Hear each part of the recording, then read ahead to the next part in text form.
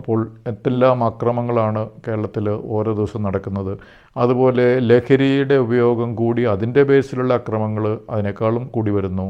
മദ്യം ഉപയോഗിച്ചിട്ട് മദ്യലഹരിയിൽ കാണിക്കുന്ന കാര്യങ്ങൾക്ക് ഒരു കയ്യും കണക്കുമില്ല. കൊച്ചിയിൽ അടുത്ത കാലത്ത് ഒരു സ്ത്രീയെ കൊന്നിട്ട് ആ ഡെഡ് ബോഡിയും വലിച്ചുകൊണ്ട് പോയി. അവസാനം മദ്യലഹരിയിലായിരുന്നുകൊണ്ട് ആ ഡെഡ് ബോഡിയുമായിട്ടിരുന്ന് ഉറങ്ങിപ്പോയി.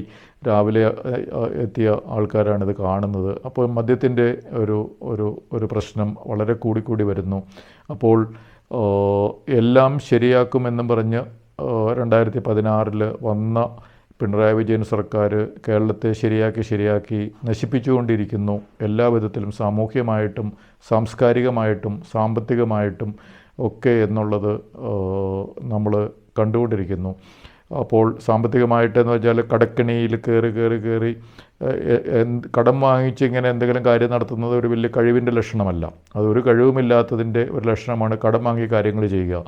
അപ്പോൾ അങ്ങനെ സാമ്പത്തികമായിട്ടും എല്ലാ മേഖലയിലും തകർക്കുന്ന ഒരു ഭരണമാണ് നടന്നുകൊണ്ടിരിക്കുന്നത്. അപ്പോൾ വീണ്ടും തുടർഭരണം വന്നു കഴിഞ്ഞാൽ വീണ്ടും ഇതിനേക്കാളും മോശമായിട്ടുള്ള ഒരു അവസ്ഥയിലേക്ക് സാമൂഹ്യമായിട്ടും സാമ്പത്തികമായിട്ടും സാംസ്കാരികമായിട്ടും ഒക്കെ നമ്മൾ അധപ്പതിക്കാനുള്ള സാധ്യതയാണ് ഇതുവരെയുള്ള ട്രെൻഡ് അനാലിസിസ് നടത്തിക്കഴിഞ്ഞാൽ നമുക്ക് മനസ്സിലാകുക.